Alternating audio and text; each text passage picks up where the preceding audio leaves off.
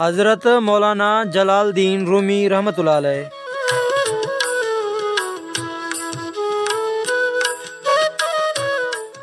अज़ीम सूफ़ी जलालुद्दीन रूमी इस्लामी दुनिया जो वॾो मुफ़क्किर ऐं फ़ारसी ज़बान जो वॾो शाइर थी गुज़रियो आहे।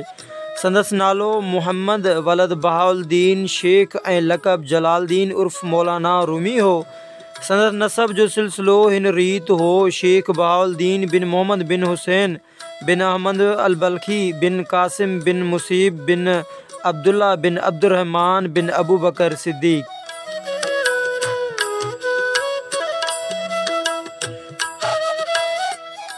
मौलाना रूमी जो ॾाॾो हुसैन बल्खी वॾो अल्लाह वारो शख़्स ऐं दरवेश हो। वक़्त जा सुल्तान ऐं बादशाह संदसि एतिरी इज़त कंदा हुआ जो मोहम्मद ख़्वारज़म शाह पंहिंजी धीउ जी शादी साणसि कराई हुई, जंहिंमां मौलाना बहाउद्दीन मौलाना रूमी जो वालिद पैदा थियो हो, जेको इल्म ऐं अमल जी दुनिया में पंहिंजे दौर जो निहायत क़ाबिल शख़्स हो। ख़ुरासान जे ॾूरां हंधनि तां शरई सवाल ऐं फ़तवाऊं वटसि ईंदियूं हुयूं। मौलाना बहाउद्दीन नामवर सूफ़ी ऐं मुसनिफ़ हो। हिन ख़ानदान मंगोलनि जे आमद जे ख़ौफ़ खां पंहिंजो अबाणो ॻोठु छॾे रूम वञी वसायो, जिथे सल्जूकियन जी हुकूमत हुई। मौलाना मुहम्मद जलालुद्दीन रूमी 6 रबीउल अव्वल 602 हिजरी 3 सेप्टेम्बर 1207 ईस्वी ते बल्खी में पैदा थिया। इब्तिदाई तालीम पंहिंजे वालिद खां हासिल कयाईं, पोइ शेख बुरहानुद्दीन मुहक़क़ खां इल्मु पिरायाईं। 18-19 सालनि जी ॼमार में पंहिंजे वालिद सां गॾु कोनिया आयो, जिते संदसि वालिद खे घुराए हिकु मदरसे जो मुहतमम बनायो वियो, जिते हू तालीम ॾियणु लॻो। जॾहिं मौलाना रूमी जे वालिद 18 रबीउल सानी 628 हिजरी 1228 ईस्वी में वफ़ात कई, त मौलाना रूमी खे पीउ जी जाइ ते मुदर्रिस मुक़ररु कयो वियो। साल खां पोइ मौलाना रूमी 25 सालनि जी उमिरि में फ़न जी तकमील लाइ शाम रवानो थियो, जिते संदसि मुलाक़ात मशहूर फ़लसफ़े ऐं मुफ़क्किर इब्न अल अरबी सां थी, जंहिंजो माटेलो भाउ सदरुद्दीन अल कोनवी मौलाना रूमी जो हम मकतब ऐं दोस्त हो। उन वक़्तु दमिश्क ऐं हल्ब इल्मनि ऐं फ़ननि जा मर्कज़ हुआ। मौलाना रूमी पहिरें हलब वियो ऐं उते मदरसा हलाविया जे बोर्डिंग हाउस में रहियो ऐं उतां जे मुदर्रिस कमालुद्दीन इब्न अदीम हलबी खां इल्मु हासिल कयाईं, जेको वक़्त जो वॾो मुहद्दिस, मुअर्रिख़, फ़िक़्ह ऐं मुफ़्ती हो।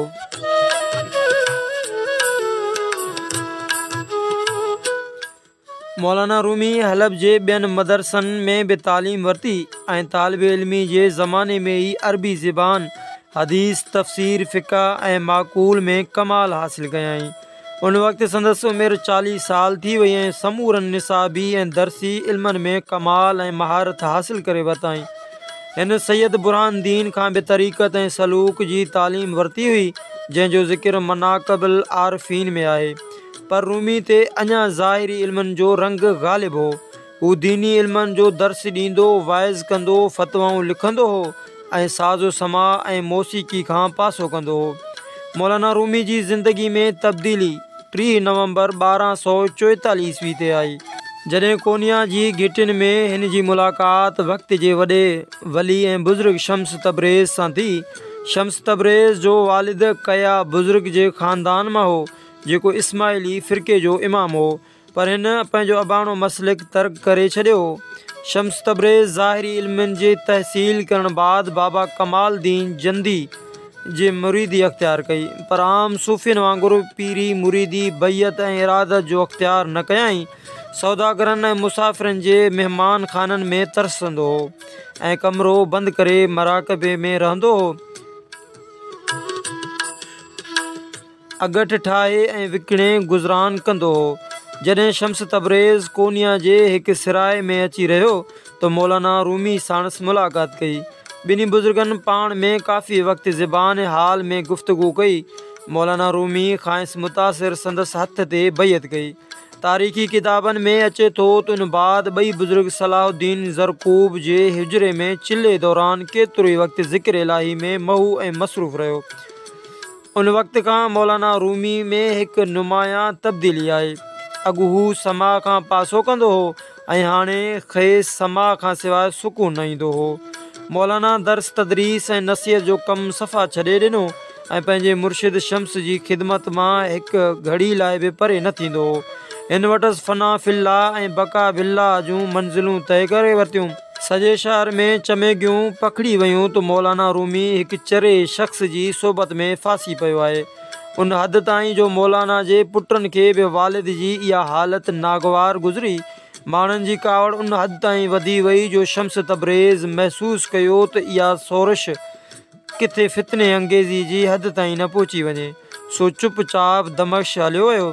मौलाना रूमी खे संदसि जुदाई जो सख़्तु सदमो रसियो ऐं माण्हुनि सां तालुकात ख़तमु करे कुंडाइतो थी वेही रहियो। मुदत खां पोइ शम्स तबरेज़ मौलाना रूमी खे दमश्क मां हिकु ख़त लिखियो जंहिं मंझि शौक़ जी आग भड़काए विधी ऐं उन ज़माने में निहायत रक्त आमेज़ ऐं पुरअसर शेर चवणु शुरू कयाई। जिन माण्हुनि शम्स तबरेज़ खे ॾुखोयो हो तन खे सख़्तु पछताव थियो। सभिनी मौलाना रूमी खां अची माफ़ी वरिती। उन बाद गॾियल राय बीठे ते सभु शहरी गॾिजी दमश्क वञनि ऐं शम्स तबरेज़ खे मिंथ मेड़ करे वापसि वठी अचनि।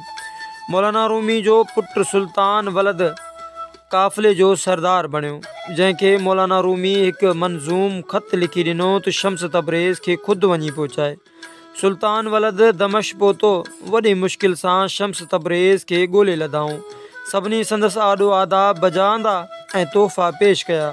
खेसि मौलाना जो ख़त पहुचायो वियो। शम्स मुश्कियो ऐं फ़ारसी जे हिकु मिसरा पढ़ियाई। सुरकण फाही ऐं दाणे सां सुञाणे कुकड़ खे फासाइनि था। माण्हुनि खे चयाईं त उन्हनि तोहफ़नि जी ज़रूरत न आहे। मौलाना जो पैगाम ई काफ़ी आहे। कुझु ॾींहंनि ताईं संदन महिमानी करण बाद सभिनी सां गॾु दमश्क रवानो थियो। जॾहिं मौलाना रूम खे ख़बर पई त मुरीदनि ख़ादिमनि समेत संदन वॾे आजियां कयाईं ऐं वॾे मान शान सां खेसि वठी आयो। कुझु ॾींहं बाद मौलाना रूमी पंहिंजे पालियल कीमिया नाले छोकिरी सां शम्स जी शादी कराई। पंहिंजी जाइ जे साम्हूं तंबू लॻाए उन में शम्स तबरेज़ खे रहायो। मौलाना जो फ़र्ज़ंद अलाउद्दीन शम्स जे तंबू वटां अक्सर गुज़रंदो रहंदो हो, जंहिं तां शम्स खेसि मना कई। इन नंढड़ी ॻाल्हि खे हासिदनि ॻाल्होड़ो बणाए वरितो त शम्स धारियो थी मालिकनि खे घर में अचणु नथो ॾिए। जंहिं ॻाल्हि खां तंग थी शम्स तबरेज़ शहर छॾण जो फ़ैसिलो कयो ऐं ओचितो ग़ाइब थी वियो। मौलाना रूमी खेसि ख़ूब तलाश करायो पर हथु न आयो। बाद में ख़बर पई त शम्स तबरेज़ खे चालबाज़ी सां अगवा करे बेदर्दी सां शहीद कयो वियो हो। संदसि शहादत जो वाक़ियो 645 हिजरी 1247 ईस्वी धारे रूनमा थियो ऐं ज़ालिमनि संदसि लाश हिकु खूह में उछलाए छॾियो। उहो खूह अॼु बि कोनिया में मौजूदु आहे।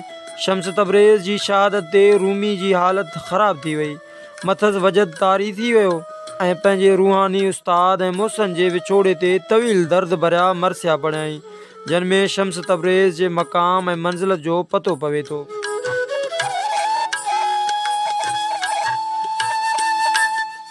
मौलाना रूमी जी तसनीफ़नि खे तसौफ़ जे हवाले सां वॾी अहमियत आहे। संदसि शाइरी मसनवी मौलाना रूम जे नाले सां मशहूरु आहे, जंहिंमें क़िस्सा, तमसीलूं, नसीहत आमेज़ शेर ऐं ज़रबुल अमसाल मौजूदु आहिनि। मसनवी खे पहलवी ज़बान में हफ़्त क़ुरान सां भेटियो वियो आहे।